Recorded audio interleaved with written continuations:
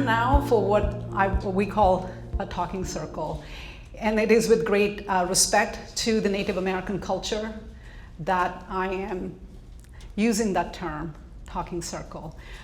Because back in those days and decades of my life of struggle, and I'm sure Megan and every one of us that has struggled through anything will agree, we feel so alone and isolated in our pain, in our suffering, in our grief. And yet the truth is, none of us needs to be alone. None of us is alone, as long as we reach out and ask for help and the love and support of the people in our lives, right? So it's time now for all of you to share your thoughts, questions, comments, anything. We're here to gather literally in a circle of love and of support and share your thoughts, questions to our panel. So I welcome the morning speakers to all come and take a seat. Deanna, Ebony, Melody. Am I forgetting anybody? Courtney, of course. You made me laugh so hard, I'm not going to go through the rest of the phrase. Please.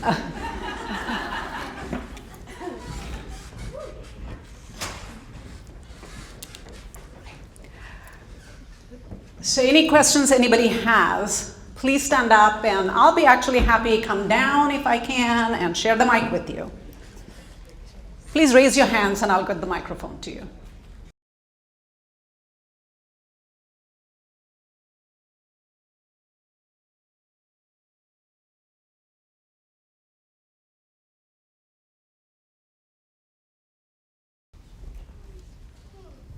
Not really a question, it's a comment. You guys are such an inspiration. I grew up in a home where my mom was a drug addict and an alcoholic, very abusive. And I've got 5 siblings, and I'm the only one who's overcome that by going to college, taking psych classes, etc. I've got 2 special needs daughters, and it was only in dealing with the 2 of them that I learned to reach out for help. I was always the strong one. Got people through in college, was the RA, etc., who literally would pick people up off the floor, have women, men threatening to commit suicide. And it was only when my daughters hit that low point, and it was my aunt who gave me an epiphany, really, of, Gretchen, you're always the first one there to help other people. Why do you do it? And I said, it makes me feel good. I love to help people. And she said, then why do you deny that feeling to other people? Aren't you being a little selfish? If you would just reach out to other people when you're down and out, then they could feel wonderful and good too. So it's not a weakness, it's a gift you're giving them by letting them help you when you need the help. So why don't you, if you've hit rock bottom, cry for help and let the people around you that love you carry you for a while. And I would really encourage anybody here, don't be afraid to call for help. Give that wonderful feeling to someone else to reach down, pick you up, even carry you for a while, because you're helping them, you're giving them a wonderful experience, and it's not a weakness, it takes a great deal of strength to call for help. So remember that. And if you are helping others, encourage them to do the same thing, because I think if you put it in those terms, it's a lot different. They'll see it differently. Well said, thank you. Anybody else? Yes.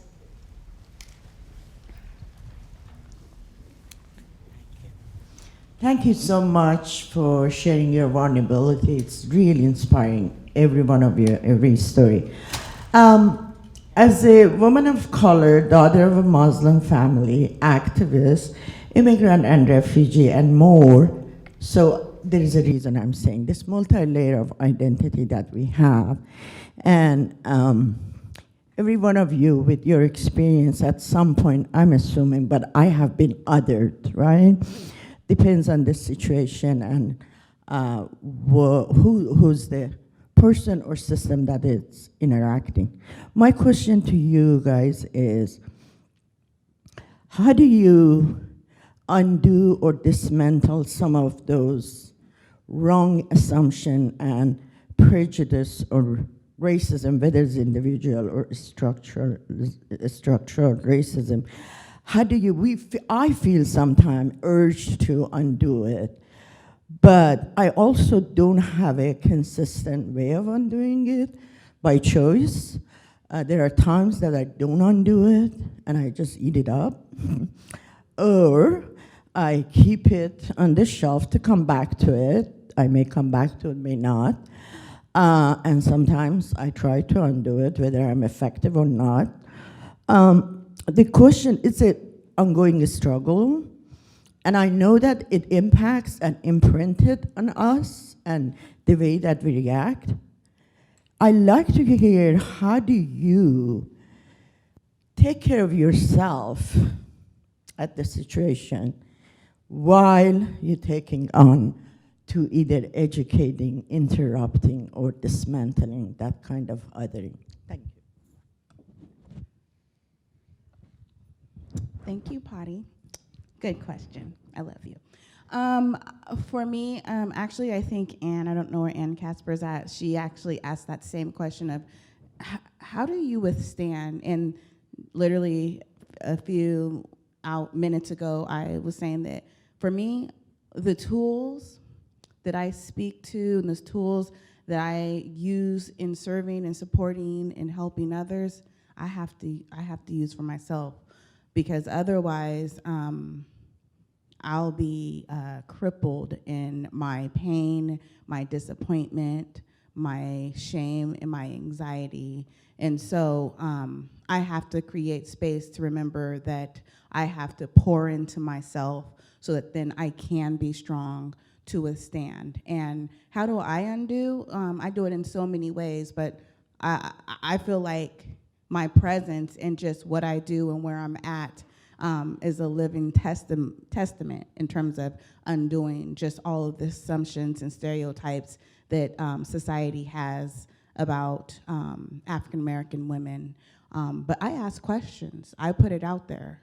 I create space to speak into it. But then the last thing I'll say too is that I understand that there's a lot of issues around institutionalized racism, and so it's ingrained. And so many times we are down here in the weeds trying to make change. We are having an impact, we're having an influence, but then year after year, we're continuing to churn and we're not making progress. And that's because we're forgetting that we have to think about the policies. And so you gotta think about policy to practice or practice to policy.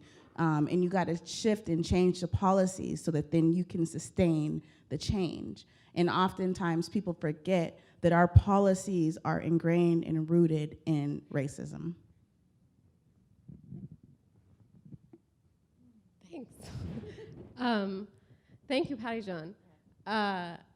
For me, for so many years, having been an activist for so long, so much of that comes from something that comes so natural to me, which is anger.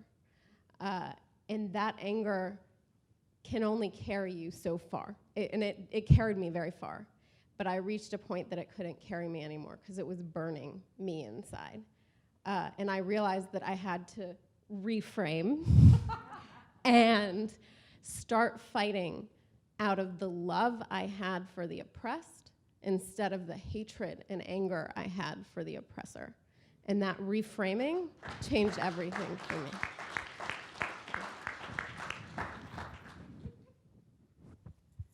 Any other questions?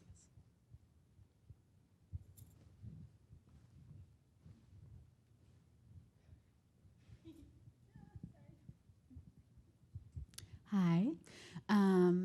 So my name's Haley, and I am a social worker, and I work at an inpatient mental health hospital. And I also have my own struggles with mental health and my own trauma history, like so many of us here do. And so my question for you guys is, I find myself every day empowered by the work that I do because I love my clients and I love what I get to do, and I love feeling like I'm making that small difference. And then also a lot of days feeling disempowered because I feel like I'm working for an institution, not necessarily like the hospital, but the overarching institution that is re-traumatizing and is also hurting so many people. So as providers, as advocates, as people that are struggling with your own mental health, how do you reconcile those things of both having to work sometimes within that institution that damages, but also wanting so desperately to help the institution and the people.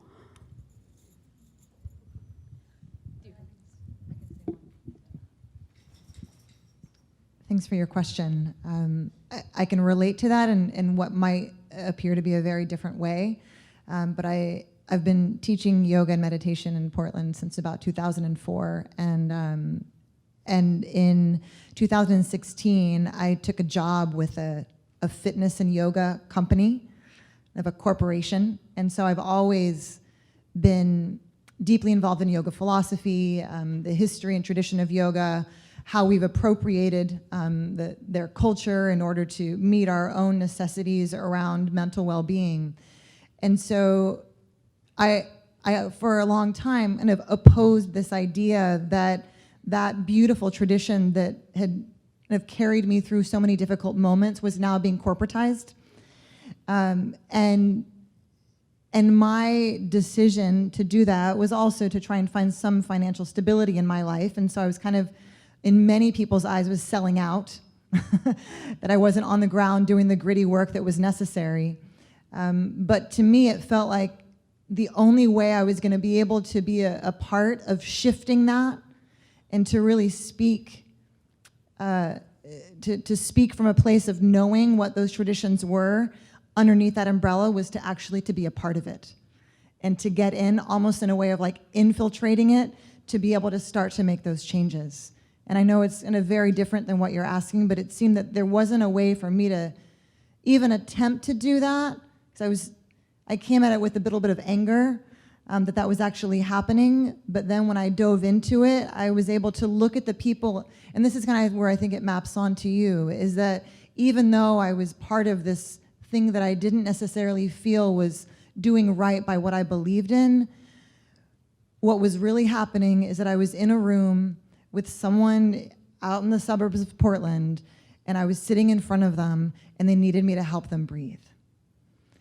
And so that became what was most important to me. And so I don't know if that meets you in any way, but I just wanted to share that perhaps it's the people that you're seeing in your office or in the settings that you're meeting, the people that you're really wanting to work with, that can rise above the other aspects of it, but also your awareness of it can start to shift it from the inside out. Thank you, Deanna. If I could just add very briefly, as traumatizing as being in seclusion and isolation was, years later, part of my healing journey, and this only can happen in America, and I'm so grateful for it, for all of the fallbacks we have in our culture here and country here as well. It's one of the greatest places in this world. I would have never dreamed that I would have the opportunity to go and educate medical professionals in a grand rounds at OHSU, standing blocks away from that isolation cell, to provide my insight, to share the humanity of that experience with the healers and helping them connect at that human level where there are no barriers of a provider versus a patient, right? So we've got to be part of the change. It's not you versus me, but it is us. And we've got to be at the same table as equals, sharing our humanity to create the change that you and I want to see in this world. I hope that helps you.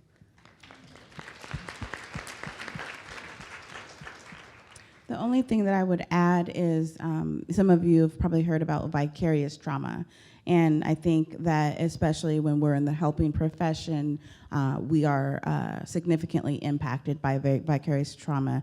And then if you then add that to the layers and the challenges and the barriers that you may experience regarding your own mental health, it's only compounded.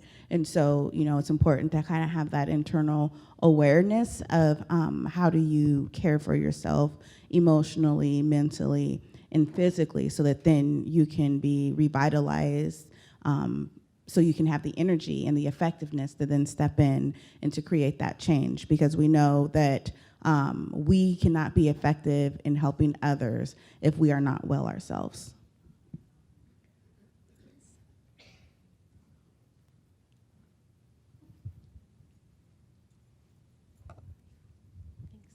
I actually have two things. One, directed toward Megan.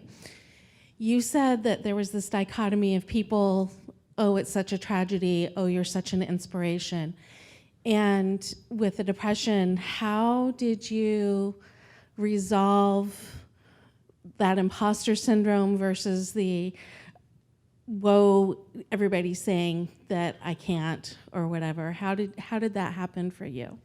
Well, I knew, like, the one beautiful thing about depression is it doesn't let you settle.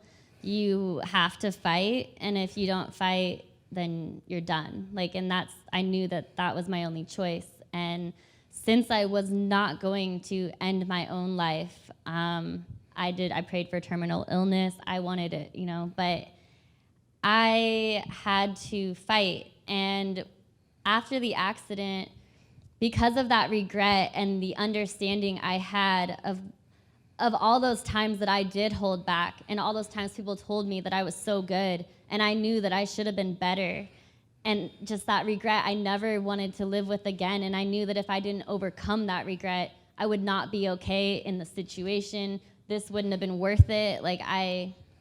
So I knew that I had no choice. And so them telling me, like, the people that told me it's a tragedy, I had to show them that it wasn't. And I finally understood that by me helping myself, I was helping others, because I wasn't the only one in a wheelchair that was being looked at with pity.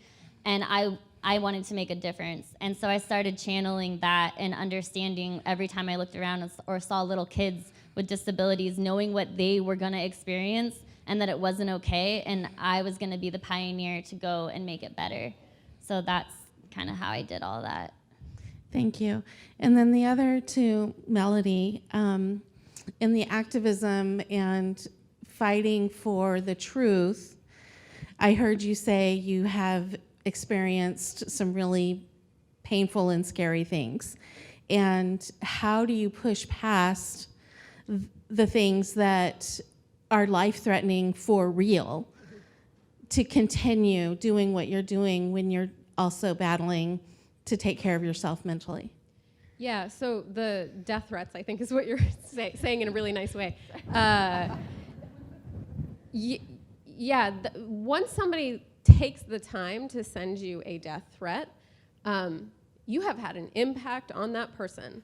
They have gone out of their way to do this. So one, I feel like I've made an impact, so that helps. Two, most of my death threats are related to supporting the queer Muslim community, being a part of queer jihad as a straight cisgender woman. So it just gives me a tiny glimpse of what my queer Muslims friends are going through. But just by talking about them and holding them up as human beings who deserve respect from within an Islamic context, that's where most of my death threats have come from, and I'm so proud of that. And I've received so many messages from queer Muslims saying, you standing up as an ally and being willing to do that, and showing me other representations, because my first book I wrote about a lot of different young Muslim Americans, but I wrote about two, one bisexual Sudanese American and one gay Indian American, who started the largest LGBTQ Muslim organization in the world. So them saying, I read his story, I read her story, and that made me not kill myself.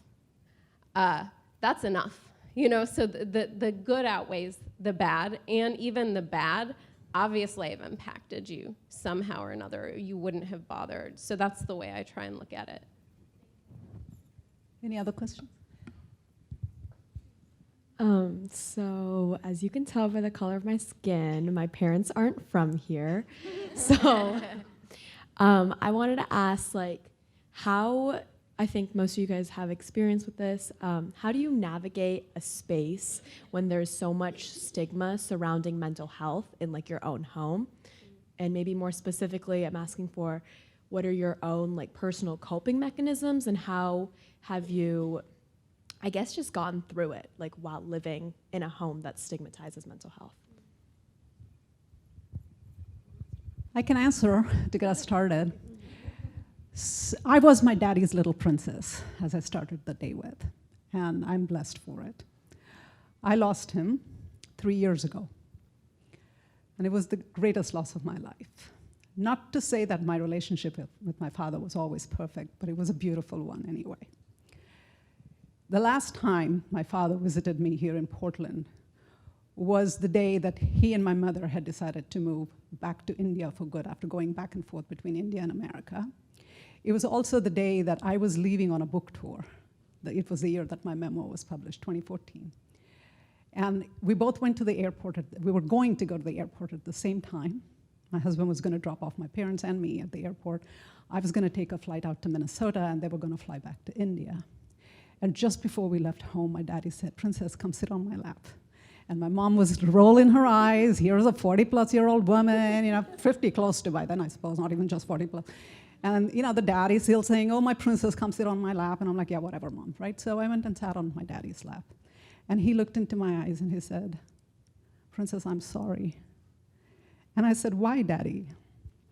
And he said, "It's because of all the years that you have tried to be brave, I have not. For all the years I struggled with depression and never shared my pain with you, you have suffered that much more. And for the day that you decided that you wanted to be a mental health advocate, I felt sorry for you, that you had worked so hard to get an MBA and you were going to throw it all away to become an advocate. And today I say sorry because I had no idea of the vision you had for yourself and the service that you wanted to provide our humanity with. And so I say sorry that I was not and I'm not as brave as you, and I respect you for the choices you've made in your life." And this was the same father that was truly ashamed of me when I said that I was going to stand up and speak out. He was scared for me when I said I was going to write our family's story and publish my memoir. So I understand your question, but there's so much love in our homes too. Amidst all of that misunderstanding and fear, it comes from a place of fear that their child who is struggling with a mental health condition may not be respected, may not even be safe in this world, right? So we as children too need to believe in that love, but as parents, they need to know as children we long for their respect as much as we crave for their love. So it's both of us, again, coming to the table as parents and children within homes to look into each other's hearts and say, "I love you, I'm suffering, and I need you to hold me in your heart and in your arms right now." I hope that helps. Anybody else? Any other question? Somebody's got to keep me on time. My question is, I think so often the people like us who come out to step out and talk about the difficult things and break the stigmas around mental health are the mentally ill. I think most of the people in this room have struggled with mental illness, and I guess my question is, I know for me, when I'm being a leader or an educator or a support system for someone, how do I manage the days that I can't get out of bed because I'm debilitated by my depression, but I do anyway because I'm terrified if I don't, someone will die, or someone will die by suicide, or someone will hurt themselves? How do we keep moving in this movement when we feel like we can't take the day to heal ourselves? Because I feel like it's the mentally ill who are leading this, and I don't know. Sometimes I just feel lost, like I don't know how to keep moving forward in this space.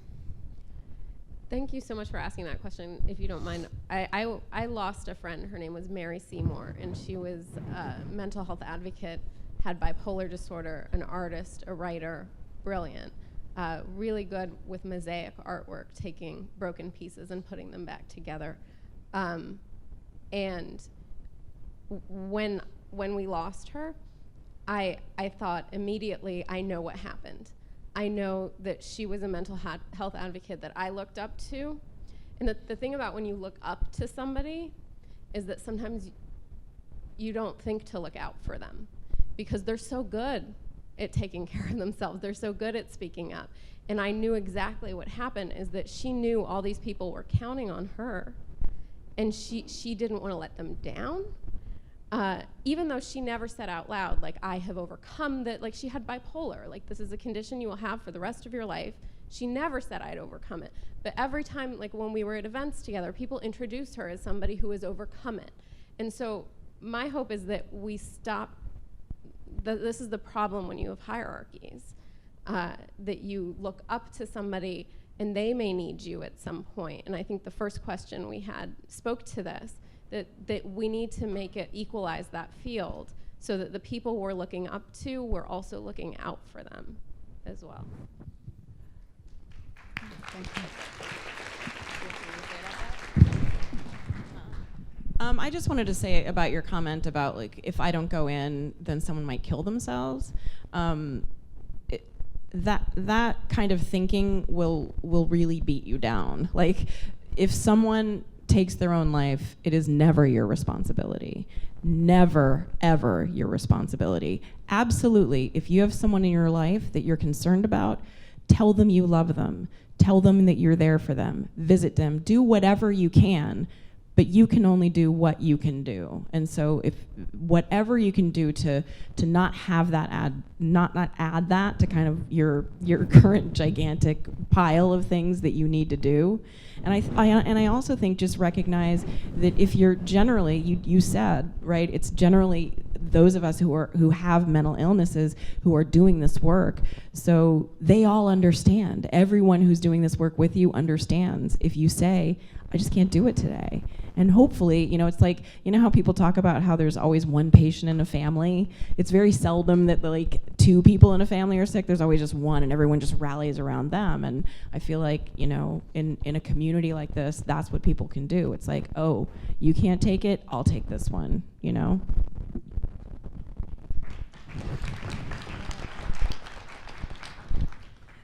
So I wanted to touch on for a moment this idea, and I think it relates to your question of asking for help.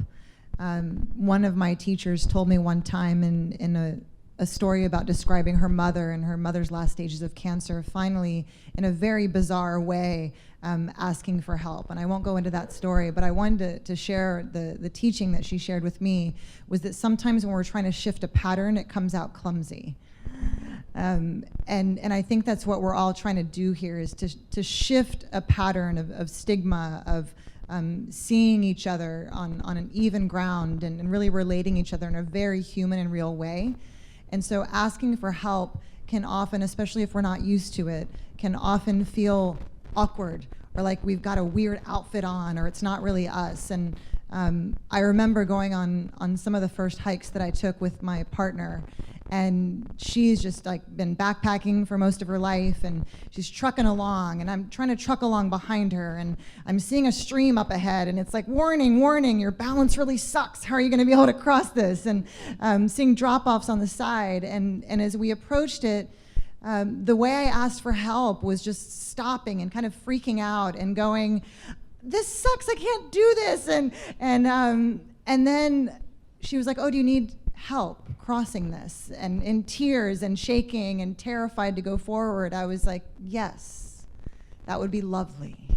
And then the next time we went hiking and we approached a creek, and I'd start to look, and she could feel like that, how'd you describe that anxiety ball was starting to, the dread ball happening. And I'm always on the lookout for, creeks and streams and all these potential obstacles for my balance. And as we approached it, I was like, okay, the last time I basically just froze, freaked out, and panicked. And that was the way I asked for help. But maybe this time I can try something different. And so I still froze, and I still had the dread ball, and I still panicked. But I was like, could I maybe help? and that was the way, oh, you need help? Okay, great. And so now she actually can see it before it happens. And now I can actually say, hey, could I get a hand? Cool. And there's not a lot of thinking about it. And the support's there, and the hand is there, and the dread ball's not really there that much anymore. So it's like, as we break these new trails of dialogue and conversation, it might feel like it takes a little while to get used to, and that's totally okay. Yeah. Mine's really short, but going off of all of that, just remembering that you asking for help is a part of the fight, and that's what's helping others. So just always remembering that that's important. Thank you, Megan.